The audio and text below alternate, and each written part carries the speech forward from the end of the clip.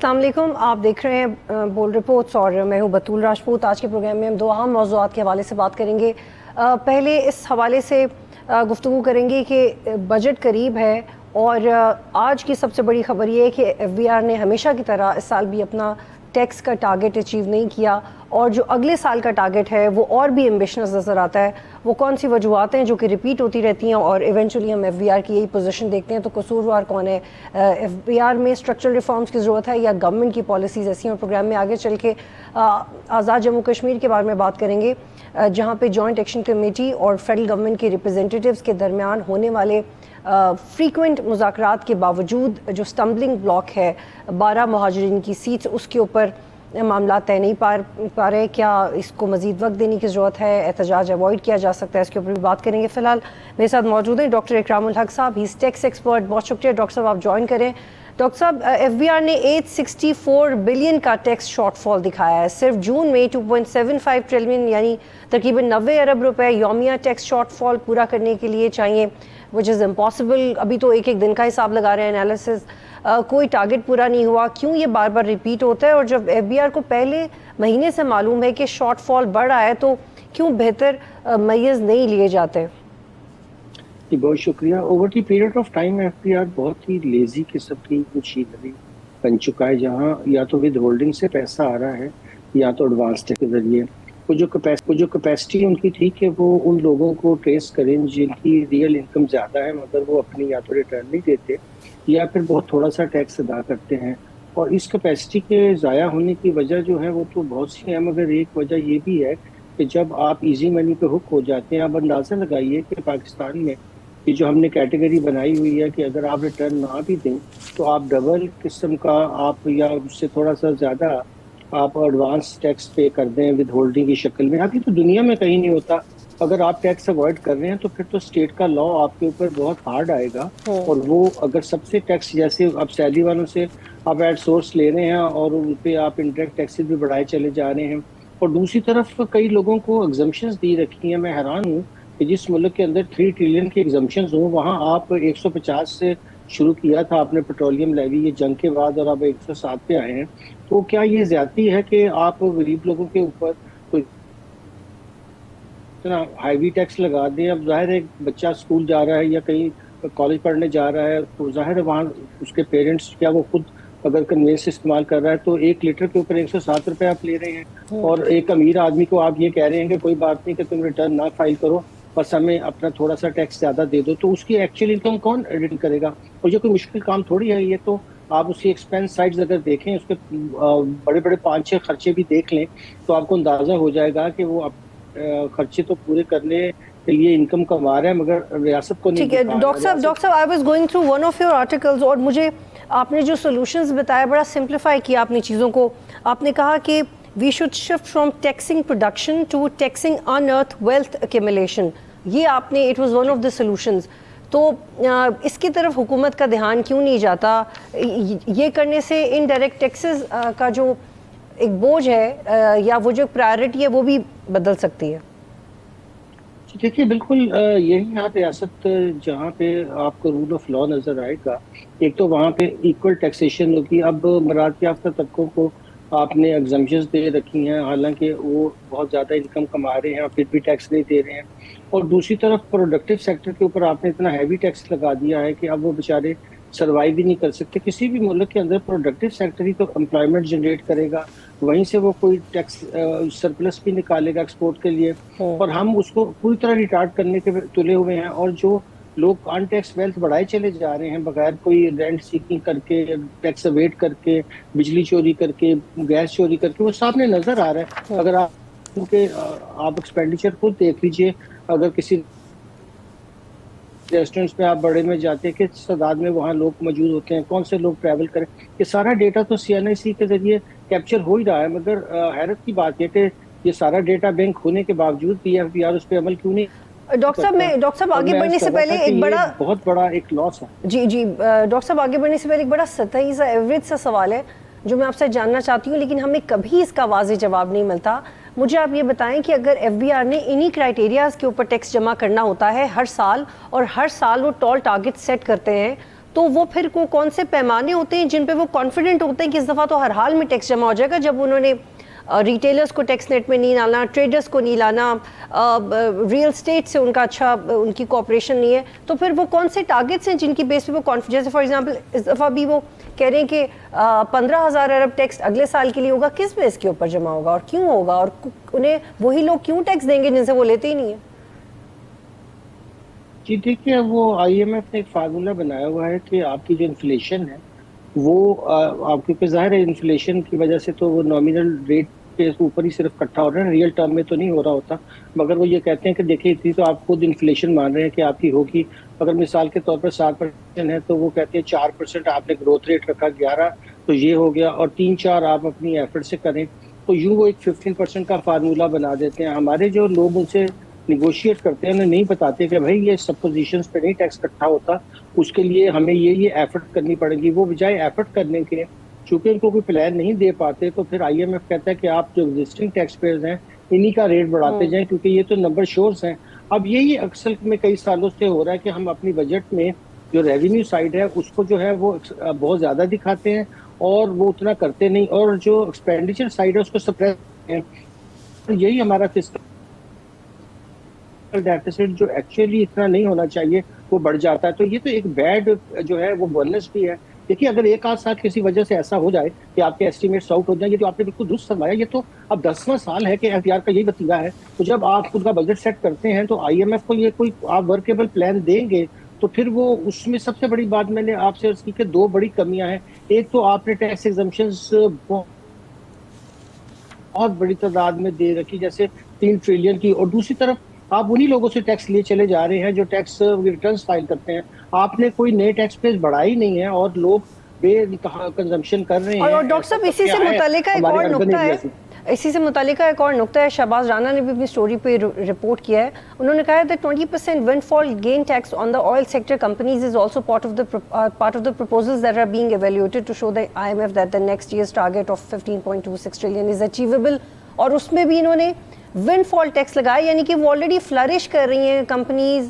آپ کو لگتا ہے یہ جتنا % ٹیکس لگایا گیا یہ ٹھیک ہے؟ کیونکہ یہ تو آلریڈی فلرشڈ سیکٹر ہے ملک کا، تو یہ جائز ہے؟ جی بالکل، دیکھیے جہاں پہ بھی کوئی بھی انفیکشن ڈالا تھا لا میں 99D اور بینکوں کو لگایا تھا اور بینکوں سے ریکور بھی کر لیا، کہا کہ آپ کو ایکسچینج گین ہوا ہے، اب وہ بھی معاملات کورٹ میں چل رہے ہیں۔ اب آئل کمپنیز کو بہت سارا گین ہوا ہے جہاں قیمتیں بڑھی ہیں اور ان کے پاس پرانے سٹاک بھی تھے، اور دوسرا یہ کہ ڈیزل تو ہم 70% خود لوکلی پروڈیوس کرتے ہیں، مگر ان کو انٹرنیشنل پرائس اس کی جو ہے وہ لگانے کی اجازت دی جاتی ہے، تو اس کی وجہ سے آپ دیکھیں نا، اگر ان کی کاسٹ تو وہی رہی مگر چونکہ آپ نے ان کو انٹرنیشنل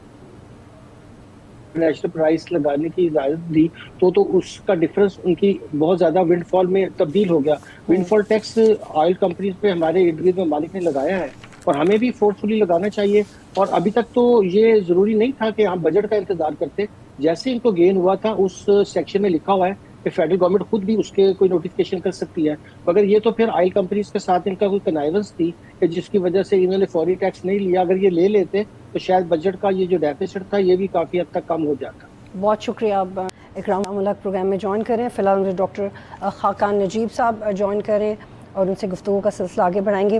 ڈاکٹر صاحب، آپ پاکستان کی جو اہم معاشی ٹیمز ہیں ان کے ساتھ کام بھی کر چکے ہیں خاقان نجیب صاحب، لیکن میں ہمیشہ ہی دیکھتی ہوں کہ آپ امپروومنٹ اور ریفارمز کی بات کر رہے ہوتے ہیں، تو آپ اس دفعہ کیا ایکسپیکٹ کر رہے ہیں کہ گورنمنٹ پیٹرولیم لیوی کی مد میں کوئی چینجز لے کے آئے گی، ڈیولپمنٹ بجٹ کی سپینڈنگ کم کرے گی؟ اپنا ایکسپینڈیچر تو گورنمنٹ خیر نہیں کم کرتی، تو جو artificial sense of fiscal stability that we get continuously every year and we get this gigantic numbers کہ اتنی زیادہ سبسڈی ہے، اتنا سارے صارفین کو ریلیف مل رہا ہے، وہ صارفین کو خود نہیں پتہ ہوتا کہ ریلیف کہاں سے رہا ہے، تو کیا آپ کو بھی یہ نمبرز کنفیوز کر رہے ہیں یا آپ کو بھی کوئی خوشگوار حیرت ہو رہی ہے، یا یو آر شور کہ یہ صرف نمبرز ہیں اس دفعہ؟ So let's think through کہ ہم کھڑے ہوئے کہاں پہ ہیں۔ پاکستان نے ایک جسے کہتے ہیں فزیکل کنسولیڈیشن، جس کا آسان لفظوں میں مطلب یہ ہے کہ اپنے مالیاتی خسارے کو کم کیا ہے، 7.5% سے 5% کے قریب لے آئے ہیں، اور آف جی ڈی پی۔ اس مالیاتی خسارے کو کم کرنے کے لیے ایک heavy bout of taxation, जिसका मतलब है मैन्युफैक्चरिंग पे हाईएस्ट 54% तक टैक्स। पाकिस्तान का जो इस वक्त पर्सनल इनकम टैक्स रजीम है वो 38% टैक्स करता है on the higher bracket. GST 18% पे है। अब बाकी भी एग्जेम्पशंस डिस्टॉर्शंस ख़त्म करने की बात, with holding, presumptive, turnover taxes, ये सब लगाकर on the productive sectors of the economy हमने अपने खसारे को कम किया है। पाकिस्तान जहां आ खड़ा हुआ है, अगर हम अपने लॉन्ग टर्म इंडिकेटर्स को देखें तो पेट्रोलियम लेवी को ये 0.2% ऑफ जीडीपी कलेक्ट करती थी, अब 1468 अरब जो है 1% ऑफ जीडीपी कलेक्ट करेगा। एक इनडायरेक्ट टैक्स है जो कि हर मोटर बाइक वाला 107 रुपए देगा, अगर उस पे लगाए टोटल 160 रुपए है डीजल और पेट्रोल पे मिलाकर, तो वो 107 रुपए देगा पेट्रोल पे, और लैंड क्रूजर वाला भी 107 रुपए ही देगा। So it's an indirect regressive tax. अगले साल का अगर बजट आपने पाकिस्तान की प्रॉस्पेरिटी या इकोनॉमी को ग्रोथ या इन्वेस्टमेंट में ले जाने के लिए बनाना है, तो फिर तो आपको फंडामेंटल स्ट्रक्चर्स को तब्दील करना पड़ेगा। आपने बिल्कुल सही कहा कि मेरी आपसे जब भी बात हुई है मैंने हमेशा ये कहा है, इस टैक्सेशन को इस तरह ना सोचिए कि ये टैक्स टू जीडीपी में क्या करेगा। ये जो डेवलपिंग ममालिक है ना, अनफॉर्चुनेटली इस नंबर में फंसा देता है इनको मल्टीलैटरल सेटअप। आप ये सोचिए कि ये टैक्स जो है ये इनकरेज करता है इन्वेस्टमेंट या डिस्करेज करता है, ये प्रोडक्टिविटी इनकरेज करता है कि डिस्करेज करता है, एक्सपोर्ट इनकरेज करता है कि डिस्करेज करता है। फॉर्मलाइज करना 10-11 ट्रिलियन रुपया। डॉक्टर साहब, I was going through some data और उसमें ये था कि we have got these layers and layers of tax on export sector और उसको हमें थोड़ा पैम्पर करने की ज़रूरत है। तो आपको लगता है इस दफ़ा गवर्नमेंट ये कर रही है, क्योंकि साउथ कोरिया, चाइना, वियतनाम और बांग्लादेश में इस तरह के स्टेप्स लिए गए और फिर उन्होंने अपने एक्सपोर्ट सेक्टर को इस तरह से तरक्की याफ्ता बनाया मज़ीद? मैं क्वाइट होपफुल हूँ कि अथॉरिटीज़ जो हैं वो इसको इस तरह का बजट नहीं बनाएंगी। जैसे कि इस दफ़ा है कि 13,970 अरब कलेक्ट करने थे, अभी तक 868 अरब 868 बिलियन का शॉर्टफॉल है। जब ये साल ख़त्म होगा तो 1000 अरब से ज़्यादा का शॉर्टफॉल होगा। 13,000 भी नहीं कलेक्ट होगा जब 14,000 अरब कलेक्ट करना था। I am very very hopeful कि अथॉरिटीज़ इस बात को समझेंगी कि we need to create a budget जो पाकिस्तान के जो स्ट्रक्चर्स हैं उनको तब्दील करे, प्रोडक्टिव सेक्टर्स पे टैक्स को कम करे, और land value tax, agriculture income tax, capital gains on real estate, retail और होलसेल, मतलब 2/3 से तो मैं सुन रहा हूँ कि इन एरियाज को टैक्स करना है। और एक स्कीम दूसरी स्कीम, इसकी कोई स्कीम्स में ना जाएं, असूल बनाएं कि जो टैक्स आप पे लगता है, जो टैक्स मेरे पे लगता है, जो मैन्युफैक्चरिंग पे लगता है, जो एग्रीकल्चर इनकम पे लगता है, सब इनकम्स को मसावी यानी कि हॉरिजॉन्टल इक्विटी में टैक्स करें, और जिस तरह इनकम्स बढ़ती हैं उनको टैक्स करें। दूसरा एक एरिया गवर्नमेंट को सोचना है, 5 गवर्नमेंट्स को, कि क्या हम डेवलपमेंट बजट को सही इस्तेमाल कर रहे हैं, क्या हम जारी अखराजात को सही इस्तेमाल कर रहे हैं, क्या हम सब्सिडीज को टारगेट कर रहे हैं, क्या हम पाकिस्तान का मैं फिर पेंशन के निज़ाम को ठीक कर। डॉक्टर साहब, इसके बारे में भी कमेंट कीजिएगा कि कल भी हमने अपने शो में कोट किया था कि प्रॉबेबली 17.5 बिलियन एलीट को सब्सिडी मिलती है। वो किस असना में मिलती है, क्यों मिलती है, एलीट की ऐसी क्या मजबूरी है, लेकिन ये नंबर्स हैं। और यहाँ पे 200 यूनिट वाला भी बात कर रहा होता है कि मेरे पैसे बच जाएं किसी तरह। तो ये जो सब्सिडीज़ की प्रायोरिटीज़ है, ये गवर्नमेंट क्या अपनी बेहतर कर रही है इस दफ़ा बजट के ऊपर? मैं सर्टनली होप करता हूँ कि ये जो अनटारगेटेड सब्सिडी रेजीम है, और सबसे बढ़ के मतलब पावर सेक्टर में, इसको ठीक करें। और ये जो 200 तक वाले हैं इनको आपको मूव करना चाहिए टुवर्ड्स टारगेटेड सब्सिडी रेजीम। पर सबसे बढ़ के जो सर्कुलर डेट बढ़ता है और उसको आप बोझ डालते हैं टैक्स पेयर पे कि वो इनएफिशिएंसीज को पे करें, इस सिस्टम से निकलें। फिर जो वफाक का काम नहीं है, 722 अरब आपने बजट किया हुआ है, 722 अरब रुपया आपने बजट किया हुआ है किस चीज़ में, कि आप पावर्टी का एक्सपेंडिचर करेंगे। मैं तो हमेशा ये कहता हूँ कि ये वफाक का काम नहीं है कि वो 722 अरब रुपया खर्च करे یہ پروونسز کا کام ہے, provinces are awash with money, they should be doing it. دوسری بات, یہ جو آپ پاور سبسڈیز میں پیسے دیتے ہیں, یہ بھی پروونسز کا کام ہے, جو اگر ٹارگیٹڈ سبسڈی پور انکم ہاؤس ہولڈس کو دینا چاہیں وہ اس کی مد میں دیں. اسی طرح سرکولر ڈیٹ میں جو آپ پیسے رکھتے ہیں, تو 1000 ارب آپ نے اس میں رکھا ہوا ہے اس وقت, اور 722 ارب اس میں رکھا ہوا ہے, یعنی کہ 1.75 ٹریلین آپ بچا سکتے ہیں اگر آپ اس چیز میں نکلیں. ڈاکٹر صاحب اس پہ بھی کمنٹ کیجیے گا, جو یہ بھی کہا جا رہا ہے کہ مزید جی ایس ٹی ٹیکس بڑھ سکتا ہے, تو جو جی ایس ٹی رجیم ہے اس میں پیٹرولیم پروڈکٹ کے حوالے سے کیا اقدامات کیے جا سکیں کہ پیٹرولیم لیوی سے ہم لوگ بچ سکیں, کیونکہ ایک تو انٹرنیشنل انفلیشن کی وجہ سے سیدھا سیدھا گورنمنٹ کہہ دیتی ہے جی پرائسز زیادہ ہیں, ہمارے پاس کم آ رہے ہیں, ہماری امپورٹس کم ہیں آئل کی, whatever the reason, they can be war oriented reasons, لیکن پیٹرولیم لیوی کی ریزن تو ایک انٹرنیشنل ریزن نہیں ہے, وہ تو ڈومیسٹک ہے, اس کو گورنمنٹ کیسے ٹھیک کرے گی اس دفعہ؟ اس دفعہ آئی ایم ایف نے اپنی اسٹاف لیول رپورٹ میں یہ لکھا پاکستان پہ کہ 166% ٹیکس ہے پیٹرولیم پروڈکٹس پہ. اس کے بعد پاکستان سے ہی یہ کروایا کہ 1468 بلین اس سال پیٹرولیم لیوی میں, اور اگلے سال جا کے 1727 ارب کلیکٹ کریں, یعنی کہ کہا کہ 18% پھر بڑھا دیں petroleum levy. So I am still not able to understand کہ ایک طرف خود فنڈ یہ کہہ رہا ہے کہ بہت ہیویلی ٹیکسڈ ہے پیٹرولیم سیکٹر, اور دوسری طرف یہ کہہ رہا ہے کہ اس کو اگلے سال 18% بڑھا دیں. دیکھیے پاکستان کو اس انڈائریکٹ ریگریسو ٹیکسیشن کے نظام سے ہر صورت میں نکالنا پڑے گا, ورنہ انویسٹمنٹ نہیں آئے گی, سیونگز نہیں کر پائیں گے اور گروتھ نہیں ہو پائے گی.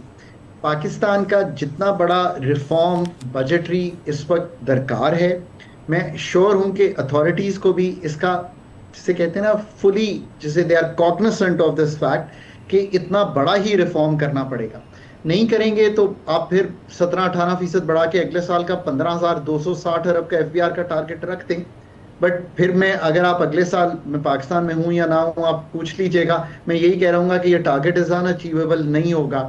1000 ارب سے اس سال کا ٹارگٹ مس ہو رہا ہے, اگلا سال بھی جب دیکھیں گے تو یہیں پہ کھڑے ہوں گے. پاکستان بہت شکریہ, بہت عجیب صاحب پروگرام میں جوائن کر رہے تھے. ہم جب بھی بجٹ سے پہلے بات کرتے ہیں تو ہم وہی سب روایتی سوالات دہراتے ہیں, لیکن جیسے گھر کا بجٹ چلتا ہے, ممالک کا بجٹ بھی ویسے ہی چلتا ہے. پہلے آپ اپنی جائز ضروریات دیکھتے ہیں, آپ اپنے بلز دیکھتے ہیں, پھر آپ اپنی جنریشن دیکھتے ہیں, اس کے بعد جا کے آپ اپنا ایکسپینڈیچر دیکھتے ہیں. لیکن ہمارے ملک میں الٹا ہے, پہلے گورنمنٹ اپنا ایکسپینڈیچر دیکھتی ہے, پھر عوام کی ضرورتیں دیکھتی ہے, اور بعد میں جا کے دیکھتے ہیں کہ جو قرضے واپس کرنے ہیں وہ کیسے کرنے ہیں. جو آپ کے ان ٹیکس ڈپارٹمنٹس ہیں, جو آپ کی ایکیومولیٹڈ ویلتھی فیکٹر ہے, آپ اس پہ ٹیکس لگائیں. وہ جو پیسہ چھوٹے پیمانے پہ جنریٹ ہو رہا ہے, آپ اس پہ پیسہ لگاتے ہیں اور آئی ایم ایف کے سامنے اپنا امپریشن بنا دیتے ہیں. تو جو بڑے مگر مچھ ہیں جن پہ آج تک ٹیکس نہیں لگا, پلیز ان پہ ٹیکس لگائیں. یہ چند سالوں کی بات نہیں, چند ماہ کی بات ہے کہ پاکستان کی اکانومی فلو میں آ سکتی ہے, صرف کام کرنے کی دیر ہے. ایک بریک لیتے ہیں, پھر واپس آئیں گے.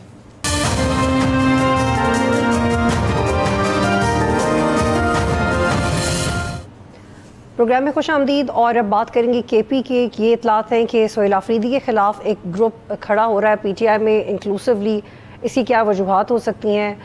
کچھ واٹس ایپ گروپس میں یہ بھی چیٹ سوشل میڈیا پہ رپورٹ ہوئی ہے کہ سہیل آفریدی صاحب نے اپنے سابق سی ایم کے پی کو جنرل بھی بولا ہے, اور ان کے اپنے کچھ اعتراضات ہیں اور آپس کی لڑائی ہے. اس کے اوپر تفصیل سے بات کرتے ہیں ظاہر شاہ شرائع صاحب سے, سینئر صحافی بول نیوز ہیں. بہت شکریہ شرائع صاحب, آپ جوائن کریں. کیا چل رہا ہے P T I Khyber Pakhtunkhwa میں؟ اختلافات تو پہلے بھی تھے, اب زیادہ بڑھ کے سامنے آ رہے ہیں. ایک دھڑا جو سہیل آفریدی کے خلاف اکٹھا ہوا ہے, یہ بھی رپورٹس ہیں کہ یہ نمبر 20 سے 25 MNAs تک کا ہو سکتا ہے. آپ کے مطابق کتنے لوگ ہیں جو ان کے خلاف کھڑے ہو رہے ہیں؟ کیا یہ 55 تک بھی جا سکتا ہے؟ دیکھیں میرے خیال میں شاید کافی زیادہ اختلافات ہیں, لیکن ایک بات پہ سب متفق ہیں کہ نہ تو پی ٹی آئی کی لیگل ٹیم, نہ پی ٹی آئی کی پولیٹیکل ٹیم, اور نہ پی ٹی آئی کی ٹاگر فورس جو ہے اپنے پانی کو رہا کروا سکتی ہے. تو یہ ایک بہت بڑا چیلنج ہے میرے خیال میں اس وقت تحریک انصاف کے اندر, اور یہی ایک سب سے بڑا مسئلہ ہے جس سے آپس میں اختلافات بڑھتے جا رہے ہیں. ابھی آپ نے دیکھا ہوگا تھوڑی دیر پہلے ایک جو پارلیمانی پارٹی کا اجلاس آج چیف منسٹر خیبر پختونخوا نے بلایا ہوا ہے. ایک گروپ ہے پارلیمانی پارٹی لیڈرز کا جو کہ تحریک انصاف کے تمام ایم پی ایز اور الیکٹڈ ممبرز اس کے اندر شامل ہیں. اس میں علی امین گنڈاپور جو سابق وزیر اعلیٰ ہیں اور جو موجودہ وزیر اعلیٰ ہیں, چیف منسٹر, ان کے درمیان کافی زیادہ کلامی ہوئی ہے, اور وہ تمام گفتگو جو ہے وہ ٹویٹ بھی ہو رہی ہے, سوشل میڈیا کے اوپر چل رہی ہے. لیکن میری تصدیق بات ہوئی ہے جو ترجمان تھے سابق چیف منسٹر علی امین گنڈاپور کے, اور انہوں نے تصدیق کی ہے کہ بڑے سخت الفاظ کا تبادلہ ہوا ہے جس میں چیف منسٹر خیبر پختونخوا نے شاید یہ تاثر دیا ہے کہ کچھ لوگ ہیں وہ نام دیے بغیر وہ عمران خان کی رہائی نہیں چاہتے, جو کہ باقاعدہ جو ہے وہ سازشیں کر رہے ہیں. تو اس کے اوپر علی امین گنڈاپور نے انہیں بڑا سخت جواب دیا کہ آپ نام بتائیں جو لوگ اس کے اندر شامل ہیں, آپ نام بتائیں بغیر اس کا اس کی کر رہے ہیں, یہ میرے خیال میں مناسب نہیں ہے. اس سے پہلے جو آپ نے اپنے انٹرو میں بات کی کہ 20 کے قریب جو ممبرز ہیں, تقریباً آلموسٹ ایک ہفتہ پہلے ایک اجلاس ہوا تھا جو سابق صوبائی وزیر تھے, پہلے وہ وزیر تھے ہیلتھ کے, اس کے بعد سوشل ویلفیئر کے, سید قاسم شاہ پشاور میں, اور 20-25 نہیں بلکہ زیادہ ایم پی اے سوات سے, مردان, ہنگو اور دوسرے علاقوں سے انہوں نے شرکت کی اور عدم اعتماد کا اظہار کیا. مختلف جو ڈیسیجنز ہو رہے ہیں چیف منسٹر کی جانب سے, اور سب سے جو عدم اعتماد کی بڑی وجہ ہے وہ ہے کیبنٹ کے اندر بندر بانٹ کے حوالے سے, اور خاص طور پر جو بانی پی ٹی آئی کی رہائی کے حوالے سے ایک لیک آف انٹرسٹ نظر آ رہا ہے. یہ تو شیرازی صاحب وہ جو رہائی فورس بنی تھی پھر اس کا کیا ہوا؟ کیونکہ اگر اندر ان کی اسی بات پہ لڑائی ہو رہی ہے پی ٹی آئی میں کہ عمران خان کی رہائی کے لیے کوئی توجہ نہیں دے رہا اور انفیکٹ سازش ہو رہی ہے ان کو اندر رکھنے کے لیے, تو وہ جو رہائی فورس تھی اس کو کیوں لیڈ کر رہا ہے؟ اس کو تو سہیل آفریدی نے ہی لیڈ کرنا تھا. دیکھیں میرے خیال میں بار بار جو باتیں ہو رہی ہیں, ابھی آپ ایک بڑی دلچسپ چیز ہوئی ہے, آج ایک خط لکھا ہے انہوں نے, صوبائی حکومت نے سعودی گورنمنٹ کو, سعودی امبیسڈر کو, آپ نے حج کے انتظامات بڑے زبردست کیے. اب سوچنے والی بات ہے, بالکل سوال یہ بھی اٹھ رہا ہے پارٹی کے اندر بھی کہ سعودی گورنمنٹ کو یا سعودی امبیسڈر کو حج کے حوالے سے تعریفی خط لکھنے کا کیا مقصد ہے. دوسرا, اس وقت جو پارلیمانی پارٹی کا اجلاس بلایا گیا ہے, چیف منسٹر نے جو میسج لکھا ہے پارلیمانی پارٹی کے گروپ میں, اس میں یہ کہا گیا ہے کہ ہم عمران خان کی رہائی کے حوالے سے جو ایک لائحہ عمل طے کریں گے, اس میں یہ اقدامات ہوں گے. وہ اقدامات کیا ہوں گے؟ پارلیمانی پارٹی میں جو بڑی بات ہے, علی امین گنڈاپور اور ان کا گروپ جو ہے وہ اس وقت پارلیمانی پارٹی کے اجلاس میں شریک نہیں ہوگا. اور ہماری بات ہوئی ہے ان کے قریبی جو اسپوکسمین ہے ان سے, اور انہوں نے بھی تصدیق کی ہے کہ علی امین گنڈاپور اس پارٹی میں اس اجلاس میں شرکت نہیں کرے. تو کون سا ایک لائحہ عمل ہوگا؟ دیکھیں 2-3 چیلنجز ہیں بڑے اس وقت چیف منسٹر خیبر پختونخوا کو. ایک تو بے شک ان کے ارد گرد جو ٹیم ہے, ہم یہ نہیں کہہ سکتے کہ اتنی میچور ہے, شاید وہ تمام چیزیں بڑی افیکٹولی پرسو کر رہی ہے. یہ ایکسپیکٹ کیا جا رہا تھا کہ شاید سہیل آفریدی بڑے جو ہے نا وہ جوش و خروش سے جائیں گے, عمران خان کی رہائی کی بات کریں گے. لیکن اگر اس وقت دیکھا جائے تو نہ تو پولیٹیکل لیول پہ بات ہو رہی ہے, نہ اسٹیبلشمنٹ سے کوئی. لیکن شیراز صاحب جو رات کو سہیل آفریدی عبدالغنی آفریدی کے پاس گئے تھے, ان کو منانے کی کوشش کی گئی, کیا وہ معاملہ حل ہوا ہے؟ اور کیا آپ کو لگتا ہے کہ جو مزید ناراض لوگ ہیں, آپ نے گنڈاپور کا تو بتایا کہ میرے خیال میں آؤٹ آف دا وے کوشش کی جا رہی ہے. ہنگو سے جو ممبر قومی صوبائی اسمبلی ہے ان کے پاس ان کے بھائی گئے ہیں, بات کی ہے. اس کے علاوہ چیف منسٹر نے خود کانٹیکٹ کرنے کی کوشش کی ہے. جو لوگ ناراض ہیں انہیں ریوائیو کرنے کی کوشش کی جا رہی ہے, پارٹی میں بلایا جا رہا ہے. کہ 2-3 بڑے چیلنجز جو اس وقت چیف منسٹر پہ, آئندہ آنے والا بجٹ, اور بجٹ کے اندر بہت ساری چیزیں ہوں گی, اور اگر اپنے ممبر بجٹ کی مخالفت کریں گے تو بڑا چیلنج ہوگا. لیکن شیراز صاحب آپ کو یاد ہے کہ پچھلے سال بھی بجٹ سے پہلے علی امین گنڈاپور نے بھی یہی کہا تھا کہ ملاقات نہیں کرائیں گے تو بجٹ پاس نہیں ہونے دیں گے, اور ایک پورا ایپیسوڈ تھی جو ہم سب نے دیکھی تھی, اور اس کے بعد بھی کئی مہینوں تک ملاقاتیں بند رہیں. پھر سہیل آفریدی آئے, ملاقاتیں تو خیر ابھی بھی نہیں ہو رہی, اور بجٹ دیکھیں میرے خیال میں سہیل آفریدی نے جتنے بھی دعوے کیے عمران خان کی رہائی کے حوالے سے, آپ دیکھ رہے ہیں کہ جو الیکٹڈ ممبر ہیں وہ 150 لوگ اکٹھے نہیں کر سکے. سوابی میں جو جلسہ ہوا وہ اتنا کامیاب نہیں ہوا. پھر اسٹیبلشمنٹ کے حوالے سے شاید سہیل آفریدی پرائم منسٹر سے ملے ہیں, وہ جا کے ملٹری لیڈرشپ سے ملے, لیکن اس طرح میں کوئی جو ہے وہ پیش رفت نہیں ہوئی. اب تو بڑا چیلنج ہے وہ یہ ہے کہ 9 مئی کے حوالے سے سہیل آفریدی کو جو انڈائٹ بھی کیا گیا ہے, اور اگر واقعی سہیل آفریدی کو سزا ہو جاتی ہے 9 مئی کے کیس میں,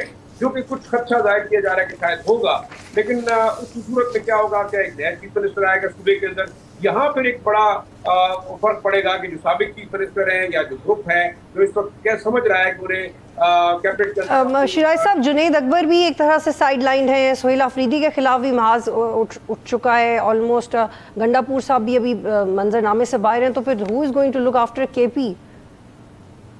آپشن کیا ہے؟ میرے خیال میں جنید اکبر صاحب تو بڑے جوش و خروش سے ان کو تمام چیزیں حوالے کی گئی تھی کہ وہ چیزوں کو لے کے آگے چلیں گے, لیکن وہ لے کے نہیں جا سکے. ساتھ ساتھ دیکھیں اس کے بعد اگر آپ کے سہیل آفریدی صاحب آئے, انہوں نے بھی اپنا ایک لائحہ عمل دیا, لیکن کوئی کامیابی نہیں ہوئی, بلکہ ان کا ریوارڈ ہوا. تو شیراز صاحب پریسائزلی یہ بتائیے گا کہ اچک زئی صاحب کیا کر رہے ہیں, وہ ڈیلیبریٹلی خاموش ہیں؟ या नवाज शरीफ वाली मीनिंगफुल खामोशी है, क्या सोचते हैं? अमल है फजल रहमान साहब हो गए, चकजई साहब हो गए, पीपल्स पार्टी खुद देख रही है कि जो 28 अमेंडमेंट सपोज टू भी जो आ रही है उसमें ये लोग क्या किरदार अदा करेंगे। मौलाना फजल रहमान साहब और चकजई साहब तो अभी भी ये मुतालबा कर रहे हैं कि शायद एक नया इलेक्शन होना चाहिए, साफ और शफाफ होना चाहिए। आई थिंक कि जो 28th अमेंडमेंट या 18th अमेंडमेंट के अंदर जो फ्यूचर में बात हो रही है, क्या रोल अदा कर सकते हैं? मेरे ख्याल में ना पीपल्स पार्टी के पास कुछ है, ना JUIF के पास कुछ है, और चकजई साहब के पास मुझे विजिबली कुछ नजर नहीं आ रहा। बाकी जो तहरीक इंसाफ के अंदरूनी इख्तिलाफात है, मेरे ख्याल में उन्होंने अपोजिशन को बिल्कुल टोटली साइड लाइन कर दिया। अगर आप देखें ना, इतने बड़े बड़े इनके पास हम कह सकते हैं कि पॉलिटिकल विप्स हैं, इनके पास बहुत बड़े बड़े इंटेलेक्चुअल और बाबर सत्तार, और साथ साथ देखें जो इनकी जो लीगल टीम है वो आज तक इनको बाकायदा रिलीफ नहीं दे सकी अदालतों के अंदर। पॉलिटिकल टीम जो है पॉलिटिकल नेगोशिएशन नहीं कर सकी। अब अगर आप जब तक उन ताकतवर हल्कों से बातचीत के लिए लाएमल अख्तियार नहीं करेंगे, तरीकेकार नहीं बनाएंगे, तो मेरे ख्याल में ना तो आपका लीडर बाहर आएगा, ना आपको जी। बहुत शुक्रिया शिराज, ज्वाइन कर रहे थे। यहाँ पे एक ब्रेक लेते हैं, फिर वापस आएंगे।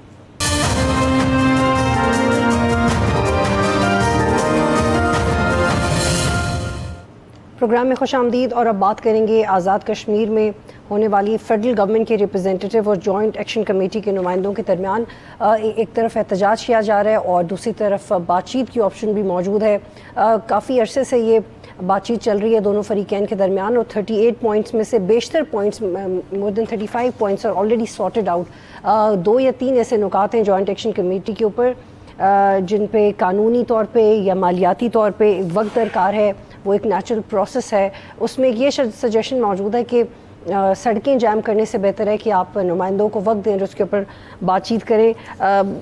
क्यों इतनी कॉम्प्लेक्सिटीज़ बढ़ाई जा रही हैं ऐसे वक्त में जब फेडरल गवर्नमेंट आज़ाद कश्मीर की तरक्की को बहुत सीरियसली लेती है? जो आज़ाद कश्मीर का रेवेन्यू है उससे डबल और ट्रिपल अमाउंट वहाँ की तरक्की के लिए इंजेक्ट की जाती है फेडरल गवर्नमेंट की तरफ से।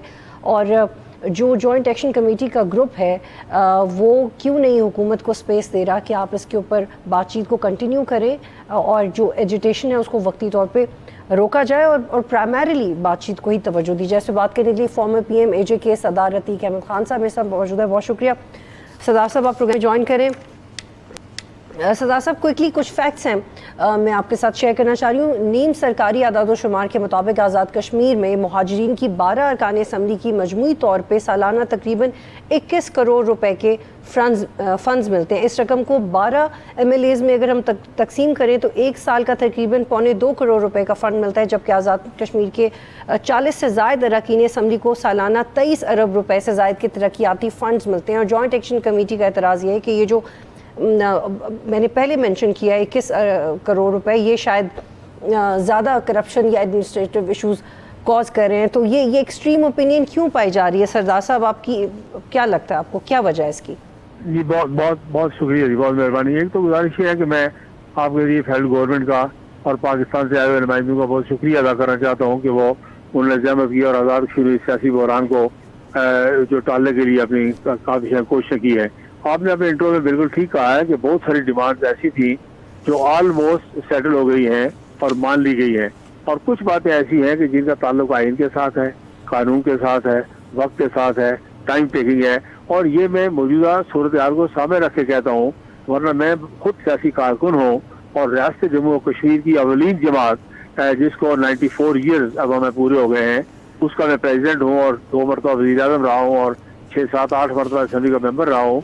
मैं तो इस सारे प्रोसेस को इस तरीके से अच्छे तरीके से देखने के लिए तैयार नहीं हूँ। मैं कन्विंस नहीं कर सका अपने आप को कि इतनी बड़ी आईनी इस्लाहात, आईनी तब्दीलियाँ अगर आप बिल्कुल इस तरह एक माप के सामने, एक जत्थे के सामने, एक एहतजाज के सामने, एक मुजाहरे के सामने करने की रस्म डाल देंगे लोगों को। लोग मुंतखब नुमाइंदों से बात करते हैं, लोग हुकूमतों से बात करते हैं, लोग बल्दियाती नुमाइंदों से बात करते हैं। तो ये जो सिलसिला शुरू हुआ है जत्था कल्चर का आज़ाद कश्मीर में, इसको मैं तो ज़ाती तौर पर ये समझता हूँ कि इस पर गौर करना चाहिए संजीदगी से कि अगर इसको इसी तरह इनकरेज किया जाता रहा तो ये पाकिस्तान में फैलेगा और ये दूर तक बात निकलेगी, बहुत दूर निकल जाएगी। किसी ने कहा है दास्ता गम की कोहितूर तलक जाएगी।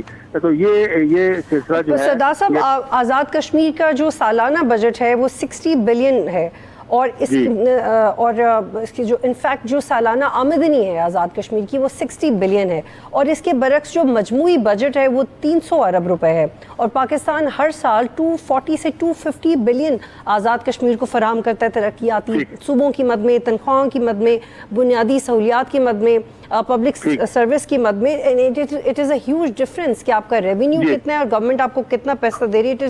It is almost triple of whatever A J K is producing. تو یہ بات نہیں سمجھائی گئی جوائنٹ ایکشن کمیٹی کو کہ جو آپ خود کیا کر رہے ہیں، آپ کے نمائندے وہاں پہ کیا کام کر رہے ہیں، یہ ایک ڈومیسٹک ایشو ہے، اس کو سیٹوں سے ریلیٹ کرنا یا اس کو کوئی اور کلچرل رنگ دینا یہ کنونسنگ نہیں ہے. دیکھیے قومی زندگی میں 21-22 کروڑ روپے کی بات ہی نہیں ہے. یہ ڈیولپمنٹ فنڈ میں نے بطور پرائم منسٹر شروع کیے تھے 2006 سے پہلے نہیں تھے. میں جب پرائم منسٹر بنا تو میں نے شروع کیے تھے، اور میں اگر دوبارہ مجھے موقع ملا تو میں اس میں اضافہ کروں گا اللہ کے فضل و کرم سے 21 کروڑ روپے. میں 4 الیکشن جموں 1 کی سیٹ سے لڑا ہوں، یہ جو کراچی، لاہور اور 3 صوبوں میں ہے. اس میں میرے 48 پاکستان کے ڈسٹرکٹ پڑتے ہیں، 48 ڈسٹرکٹ، اس میں سے میں 4 الیکشن لڑا ہوں، 4 الیکشن لڑا ہوں. تو یہ مجھے پتا ہے کہ اس 21 کروڑ پہ 3 نٹس ہیں. یہ ٹوکن اماؤنٹ ہے، سمبولک اماؤنٹ ہے، اس کی کوئی ویلیو نہیں ہے. ہم یہاں اربوں روپے خرچ کرتے ہیں، اور ماجرین کے جو عزیز و اقارب ہیں انہوں نے 6 لاکھ جانیں قربان کیے ہیں. ماجرین ہماری ریاست کا آئینی نظام کا حصہ ہیں.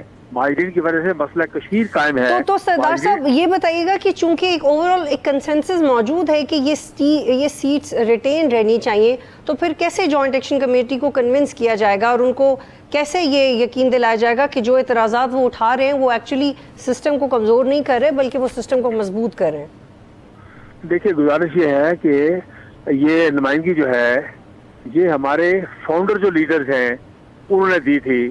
اور پھر یہ بات کہتے ہوئے بعض ڈیموکریٹس کو تھوڑی سی تکلیف بھی ہوتی ہے. میں خود سیاسی کارکن ہوں، عید شبرات ہم نے جیلوں میں کیے ہیں، مجھے کوئی شوق نہیں ہے بات کہنے کا، لیکن یہ حق ہمیں پاکستان کے ایک فوجی جرنیل یحییٰ خان نے دیا تھا، کسی ڈیموکریٹ کا دیا ہوا نہیں ہے. اس نے ہمیں ووٹ کا حق بھی سیاسی طور پر 70 میں دیا، اور دوہرے ووٹ کا حق بھی دیا، اور ماجرین کی 12 نشستوں کا حق بھی دیا. تو اس کو واپس لینے کا یعنی یہ آپ یہ یوں سمجھ لیجئے کہ یہ ہندوستان کا دیرین ہندوستان کی خواہش ہے کہ کسی طرح تحریک آزادی کشمیر کی قطر بابت کی جائے. وہ خود 40 لاکھ کی آبادی کا اضافہ کر رہے ہیں، مودی نے کر دیا ہے. ان میں سے 36 لاکھ لوگوں کو اسٹیٹ سبجیکٹ دے دیے انہوں نے. کشمیر میں 4 لاکھ لوگ رہتے ہیں، انہوں نے 40 لاکھ کی آبادی کا اضافہ کر دیا ہے. ہم اپنے یہاں سے لیکن سردار صاحب یہ تو ہو سکتا ہے کہ اگر ایک پروپوزل آ رہا ہے تو وقتی طور پہ ایجیٹیشن کو روکا جائے، سڑکوں کو جیم نہ کیا جائے، اور پھر ایک سیاسی اتفاق رائے کے اوپر کام کیا جائے، ڈیلیبریشنز ہوں، اور پھر ایونچولی ہو سکتا ہے یہ کنسنسس بھی ہو جائے کہ ٹھیک ہے آپ سیٹس ختم کریں، بٹ فورسفلی ڈنڈے کے زور پہ یہ میں بالکل میں یہ گزارش آپ سے کرتا ہوں کہ بالکل میں آپ کی بات سے اتفاق کرتا ہوں کہ ڈنڈے کے زور سے، لاٹھی کے زور سے، احتجاج کے زور سے، جتھے کے زور سے اگر آپ یہ کرنا شروع کریں گے، آئین اور قانون کو اگر آپ سڑکوں پر تبدیل کرنا شروع کریں گے، تو پھر اسمبلیاں اور عدالتیں اور سینٹ اور قومی اسمبلی اور صوبائی اسمبلی وہ ملک میں کیا کام کرے گی؟ آزاد کشمیر کی قانون ساز اسمبلی کیا کام کرے گی؟ سوال یہ ہوتا ہے. اور یہ جو انتخابات کا پروسیس ہے وہ کدھر جائے گا؟ یہ تو ہمیں پتھر کے زمانے میں دھکیلنے کی باتیں، سچی باتیں کی جا رہی ہیں. اس لیے میں سمجھتا ہوں کہ ہمارے بڑے اچھے بھائی ہیں، ان میں بہت اچھے سنجیدہ لوگ بھی ہیں، بڑے اچھے لوگ بھی ہیں، سلجھے ہوئے لوگ بھی ہیں، لیکن ایک ایسا ایلیمنٹ میں آ گیا ہے کہ پچھلی تحریک میں بھی 17 لاشیں آزاد کشمیر میں گرائی گئی ہیں.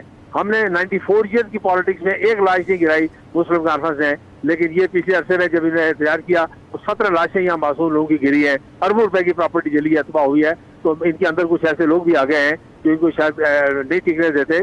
تو میں سمجھتا ہوں کہ بالکل اس کلچر کی حوصلہ شکنی کرنی چاہیے، ان کو سمجھانا چاہیے. میں کوئی الزام نہیں دیتا، لیکن میں یہ بات کہنا چاہتا ہوں. لیکن سردار صاحب یہ بتائیے گا کہ اب الیکشنز قریب ہیں، الیکشن سے پہلے آپ کو لگتا ہے کتنا وقت درکار ہوگا، کتنا اسپیڈیلی مزید مذاکرات ہوں گے؟ کیونکہ دوسری سائڈ تو ایک طرح سے سننے کو تیار نہیں ہے، بات تو کر رہے ہیں لیکن احتجاج نہیں روک رہے.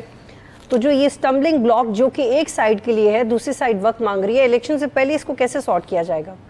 دیکھیے میں آپ سے گزارش کروں کہ گلگت بلتستان میں بھی بہت پاورفل احتجاج ہو رہا تھا، ان کو سمجھایا گیا، بجھایا گیا، نہیں بات بنی، انتظامیہ نے فیصلہ کیا، تو ابھی وہاں کو کوئی احتجاج نہیں دکھائی دیتا. آپ دیکھتے ہیں کہ مکمل امن ہے، آرام سے الیکشن ہو رہے ہیں. میں کوئی بلیم نہیں کرتا حکومتوں کو یا نہ ایسے کہ گورنمنٹ یا پاکستان گورنمنٹ کو، لیکن بالکل یہ کہتا ہوں کہ اگر جتھا کلچر چل سکتا تو الطاف حسین کراچی میں ہوتے، باہر نہ ہوتے، وہ یہاں موجود ہوتے، 4-4 لاکھ آدمی کا جلسہ کرتے تھے. انتظامیہ نے فیصلہ کیا کہ یہ نہیں ہوگا تو نہیں ہوا، اگلے 2-4-6 مہینے میں سیٹل ہو گیا سارا. اس لیے بالکل الیکشن کی فضا کو سبوتاج نہیں کرنا چاہیے. آزاد کشید تحریک آزادی کشید کا بیس کیمپ ہے.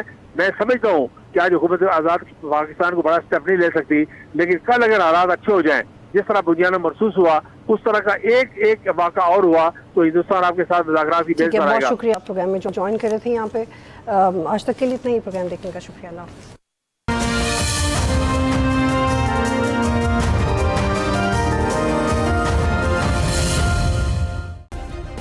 سبسکرائب کریں اور بیل دبائیں تاکہ کوئی خبر رہ نہ جائے.